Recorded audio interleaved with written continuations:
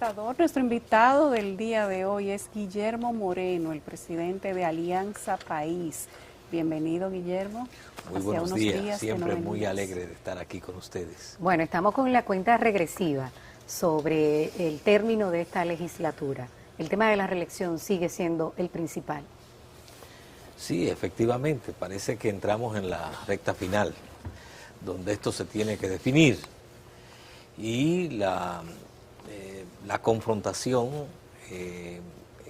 de todos los sectores y del proyecto reeleccionista, digamos que entra en una etapa definitoria, porque todo indica que luego de concluir la legislatura habrá muerto la posibilidad de hacer ese proyecto o de llevar a cabo la reforma constitucional.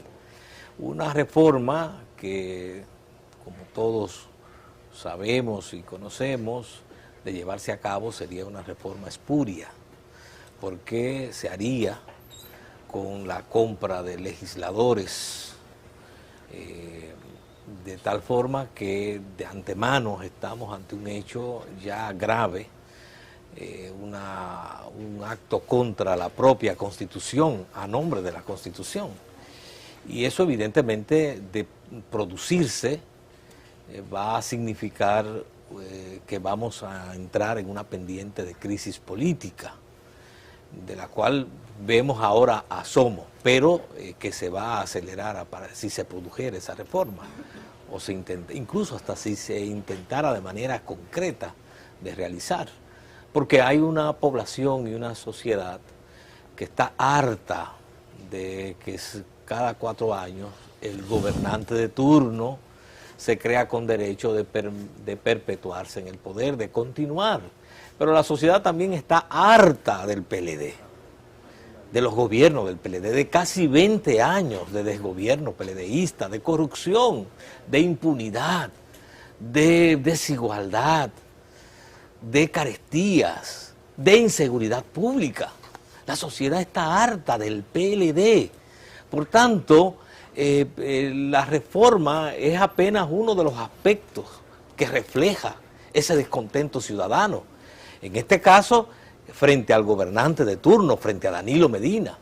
Pero igualmente hay un rechazo al retorno a lo que sería la reelección de Leonel Fernández, que es alguien que gobernó durante 3 periodos, y nosotros conocemos a fondo no solamente su impronta de desconocimiento permanente de la Constitución, propició, por ejemplo, por encima de la Constitución, un poder judicial carente de total independencia, puso a la cabeza de la Suprema Corte de Justicia a un abogado asociado de su oficina privada, al doctor Mariano Germán, y además de eso puso una serie de jueces archivistas, todo para garantizar la impunidad a él mismo y también para garantizar la impunidad a muchos de sus ministros y funcionarios del gobierno, de su gobierno. Todos conocemos también la falta de independencia del Ministerio Público durante su gestión. Todos conocemos a fondo también lo que hizo Leonel Fernández en el caso de la Sonlan. Ahí sí no hubo quien defendiera la Constitución. Que en ese caso, incluso, todos sabemos que él concertó deuda pública sin la aprobación del Congreso, sí, que lo requiere la propia Constitución. Por eso. Y luego, cuando fue apoderado la Suprema Corte de Justicia, ejerció la presión, casi la coacción, el chantaje político del poder político, y obligó en alguna forma a que la propia Suprema no fallara en el sentido de condenar esa acción como violatoria de la Constitución, que hubiera dado lugar a un juicio político y a su posible destitución. Entonces, tampoco Leonel Fernández tiene calidad para representar la defensa de la Constitución. Es decir, nosotros estamos en una semana crucial para definir estas cosas. Para definirla. Una cosa, Guillermo, uno mira el panorama político y se da cuenta que hay segmentos dentro del ámbito de la oposición que están cohesionados y con un determinado objetivo, y otros también, pero con modalidades diferentes de apreciación de la coyuntura política. Ese es el caso de Alianza País, de Opción Democrática, que han conformado una visión distinta. ¿Cuál es el fundamento de sus propuestas? Bueno, nosotros creemos en la necesidad de la unidad de la nación, de la unidad política, de cara a sacar al PLD del poder. Pero esa unidad tiene que darse sobre la base de acuerdos y compromisos programáticos que nos permitan no solo sacar al PLD, sino también definir qué vamos a hacer una vez saquemos al PLD. Lo que en Alianza País no asumimos es la unidad en función de suscribir una candidatura presidencial X como adhesión a una candidatura y firmándole a determinados candidatos un cheque en blanco. Porque eso se ha dado muchas veces en la historia reciente y todos sabemos el resultado. Es decir, se crean coaliciones en torno a una candidatura, ese candidato no tiene compromisos expresos ni frente a los coaligados, ni frente a la sociedad, sino que entonces, y luego entonces resulta que donde digo Diego, donde dije digo Diego. Es decir, nosotros necesitamos compromisos muy precisos. Por ejemplo, frente a este mismo tema de la corrupción, compromisos claros en cuanto a la independencia del Poder Judicial, del Ministerio Público, de investigar a los corruptos, de llevar a aquellos que la justicia considere culpables a la cárcel y de recuperar los robados. Necesitamos además de eso transparencias, salud, gracias, transparencia y claridad en el gasto público. Entonces, esos son compromisos específicos, tienen que ser expresados así. Necesitamos compromisos muy concretos respecto de un tema como, por ejemplo, la seguridad pública. ¿Cómo es que lo vamos a enfrentar? ¿Qué vamos a hacer con esa Policía Nacional? ¿Qué vamos a hacer con las que son las causas generadoras del delito? Necesitamos compromiso también frente a la producción nacional. Este país no puede seguir languideciendo en materia de exportaciones, viendo y que es un reflejo de la crisis de la producción nacional. Entonces necesitamos compromiso para impulsar un modelo de desarrollo productivo. Necesitamos compromiso en la garantía de los derechos sociales fundamentales de esta sociedad. Por ejemplo, frente a la educación, ¿va a seguir siendo usado el 4% con ese despilfarro? Y como un nuevo escenario de corrupción, como ha pasado en los gobiernos de Danilo Medina, no. Necesitamos compromisos concretos en lo que vamos a invertir. Un compromiso concreto para llevar por lo menos a un 5% la inversión en salud. Compromiso concreto frente a la seguridad social. Pero compromiso concreto frente al tema, al descontrol migratorio. Es decir, en cada uno de estos aspectos es necesario que la unidad se pueda dar en base a acuerdos y compromisos. Y siempre hemos dicho, con esa unidad nosotros vamos hasta el fondo del mar si es necesario. Guillermo, ¿qué participación va a tener la coalición en este momento? Ustedes habían roto con el PRM, que dentro de los partidos de oposición es quizás el mayoritario, porque el PRM votó en favor de la ley de partidos cuando ya ustedes tenían un acuerdo con una posición diferente. Y sin duda que no hay forma de que se pueda hacer algo en contra de una maquinaria como la que tiene el PLD con los partidos de oposición dispersos. ¿Se ha hablado ya de un nuevo plan? ¿Se han sentado en la mesa de la negociación los partidos de la coalición con el PRM nuevamente o esa definición todavía no se ha dado? Lo primero es que no es solo porque votó, es porque rompió el acuerdo y el compromiso que habíamos llegado en una mesa que tenía más de año y medio funcionando. Y de la noche a la mañana hizo todo lo contrario a lo que nos habíamos comprometido en un documento escrito y que había sido editado y publicado. Y no dio ninguna explicación tampoco. Entonces, si eso es comenzando en ese aspecto, ¿qué será entonces gobernando si los compromisos no se respetan? ¿Qué garantía hay entonces de una unidad que llegara al gobierno y entonces no haya garantía de que las partes cumplan lo acordado? Nosotros nos respetamos como Alianza País y por eso entonces asumimos la actitud que asumimos frente a ese comportamiento político que es muy típico en la tradición dominicana. Nosotros no actuamos así. Respetamos los acuerdos y exigimos que se respeten los acuerdos como base de cualquier unidad. Acabo de señalarlo. Nosotros seguimos propugnando por un espacio de unidad, pero que tiene que ser, primero, tiene que ser sobre base de acuerdos claros, no solamente de sacar al PLD, sino también de definir lo que vamos a hacer una vez asumamos el gobierno. Pero además, nosotros creemos que en el caso particular del PRM hay una gran dificultad, y es que ellos están atrapados en la propia ley que aprobaron. Porque ahora mismo, ¿con quién se sienta uno a definir esos compromisos? Porque ellos están atrapados en sus primarias y en sus luchas de facciones. Y en esa lucha de facciones hay que esperar que esas candidaturas también se definan para poder definir el programa. Incluso esa es parte de la trampa en la que ellos cayeron en la propia ley que ellos auspiciaron aliados con la facción de Danilo Medina, que no lo olvidemos. Quienes aprobaron esa ley, hicieron posible la aprobación de esa ley, fue la facción de Danilo Medina en el Congreso y el PRM.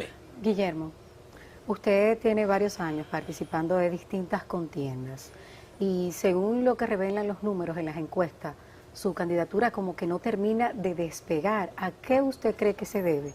Que los partidos tradicionales, que usted describió, por ejemplo, el PLD como un partido corrupto y lo ha hecho en varias ocasiones, sigan siendo la opción para mantenerse en el poder. Bueno, usted sabe mejor que yo de qué se valen esos partidos. En el caso del PLD, por ejemplo, es un partido que maneja el Estado y a través de una política asistencialista y clientelista compra lealtades. Una política que es corrupta. Usted sabe también los grandes déficits que hay en el sistema electoral dominicano. Usted sabe que no contamos con árbitros imparciales, sino que son puestos también y responden al interés oficial. En ese contexto, todo el esfuerzo que se hace desde el oficialismo y de los partidos tradicionales es hacer resignar a cualquier propuesta alternativa. La última expresión de esa es la ley de partido, que precisamente busca eliminar la posibilidad de impulsar opciones alternativas a los partidos tradicionales y reducir esto a un bipartidismo. Es en ese escenario que nosotros libramos estas luchas. Y estas luchas las libramos más allá de lo que son, digamos, una coyuntura. Nosotros actuamos en política en función de un propósito, un propósito de reformar y transformar esta sociedad. Y en ese sentido nosotros persistimos y además de eso nos esforzamos en llevar y ser coherente entre lo que decimos y lo que hacemos, más allá de lo que puedan ser coyunturas electorales, porque este país requiere de propuestas alternativas.